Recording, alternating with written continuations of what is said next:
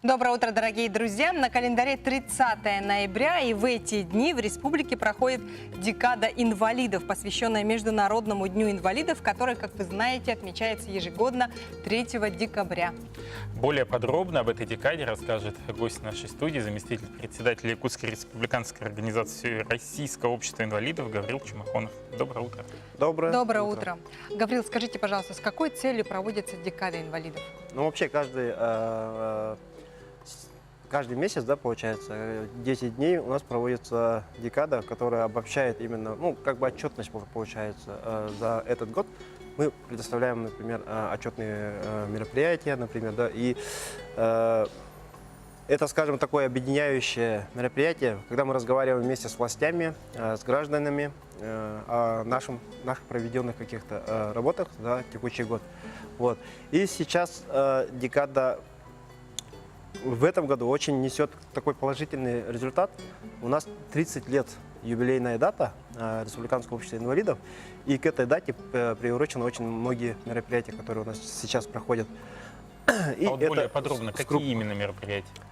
Мероприятия, например, такие «Счастливы вместе». Это семейные такие праздники, где мы выявляем, например, людей, общественников таких, которые очень радеют за свою жизненную позицию. Сами понимаете, что у людей проблемы со здоровьем, но, несмотря на это, они прекрасно бодры духом к жизни, и, соответственно, получается у них как пример для остальных наших граждан. Вот это такие мотивирующие мероприятия, которые будут всех объединять. Как вы знаете, у нас, может, даже и не знаете, 57 тысяч инвалидов по всей республике. Да. А у нас они зарегистрированы, вот именно члены нашей республиканской общественной организации, их более 32 тысяч по Якутии. Это все группы инвалидности. Да. И у нас поэтому предстоит работа, чтобы еще их к нам как бы присоединить к нашей общественной организации. Вот такие работы у нас проводятся, поэтому эта декада очень существенно важна, как и мониторить наши проблемы в будущем, чтобы их не было. Декада стартовала 27 ноября, да, и продлится она до... Ну, чисел до 10 декабря.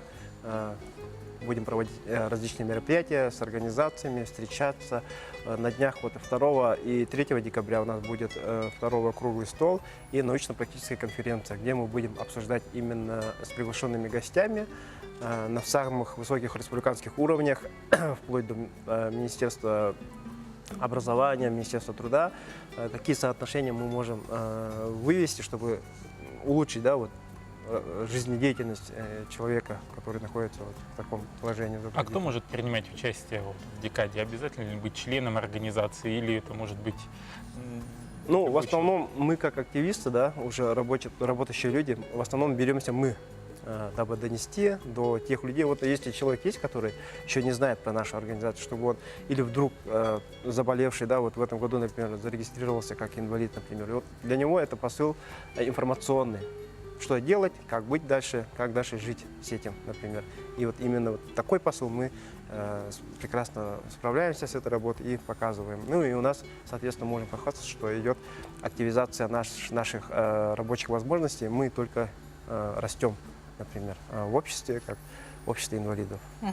Скажите, пожалуйста, а куда вот необходимо обратиться к гражданину, который, вот, допустим, недавно получил, да, инвалидность, чтобы получить меры социальной поддержки?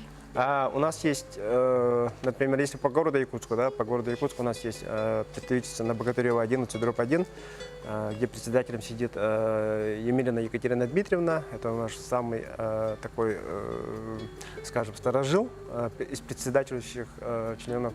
И Лебедева Ирина Васильевна, наш нынешний председатель, она работает на Курашова 24, 501 кабинет, куда можно обратиться, ну и получить доступную всю информацию именно по инвалидам.